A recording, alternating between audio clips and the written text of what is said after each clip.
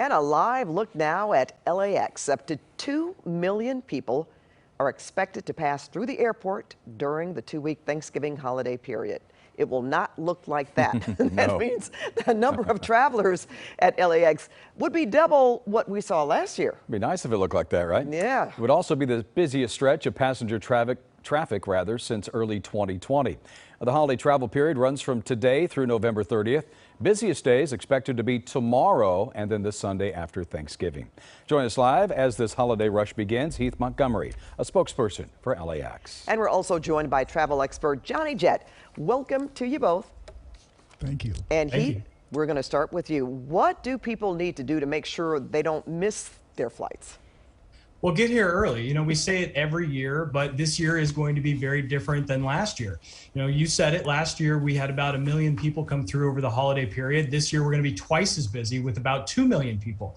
Now, that's still not quite as busy as our record highs that we saw in 2019. It's about a third less, in fact, but the reality is for a lot of people, they haven't come to the airport in a couple years in some cases, so they need to be aware that we are very much an active construction site.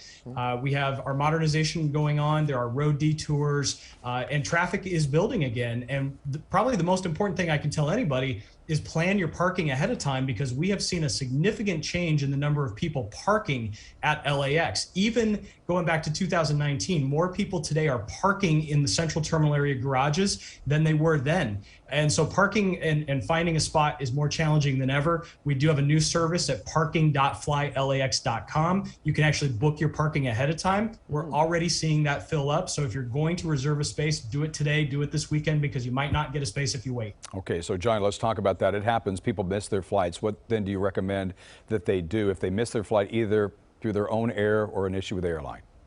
Don't miss your flight. You got to show up early. Heath is right. There's no place for the airlines to put you. Their flights are going out, especially over the holidays, 100% full. So, but if you do miss your flight, get in line, try and buy a club pass, because the agents in there can work some magic. Bring boxes of chocolates like I do, and get on Twitter and just tweet the airline and see what they can do. But again, you just got to show up extra early this time around, because there's nowhere to put you. Well, Heath, you know, you told us what we should do about parking. So I'm going to ask you this question. What precautions at LAX are they taking to protect travelers against COVID?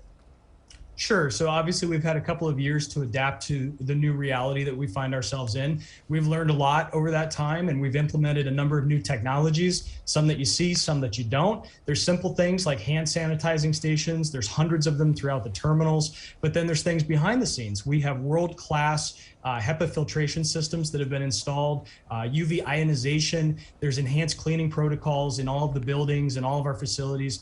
So there is a lot happening behind the scenes to make sure we have clean and safe facilities. We also have new technology like touchless ID scanners at all the TSA checkpoints. So there's actually a lot going on, even though you may not see it. But at the end of the day, you as the traveler also have some personal responsibility to take on. Let's stay physically distanced from other people. Let's be courteous of those fellow travelers that maybe are not comfortable coming back to a crowd quite yet. So Johnny, we love having you on here because you have those perks of hacks that help people with their travel experience. Do you have any for us today? Definitely. So actually, if you really need to be somewhere and you want to get back, I recommend buying a backup ticket, 3 hours after your original ticket or even the next day. And if you need to connect somewhere, make sure it's out of a different airport or a different region. So that way, let's say you're flying American to Connecticut via Dallas. If there's bad weather in Dallas, or if American Airlines is having problems, book your return on United through Chicago or Delta through Atlanta or Detroit. Just mix it up, but make sure that ticket's refundable. That way, if you don't have a problem, you can cancel it and you can use that credit towards another flight within a year. All right, that's always best, those refundable tickets. Okay, Johnny Jett, Heath Montgomery, thanks for joining us, and happy Thanksgiving, guys. You too.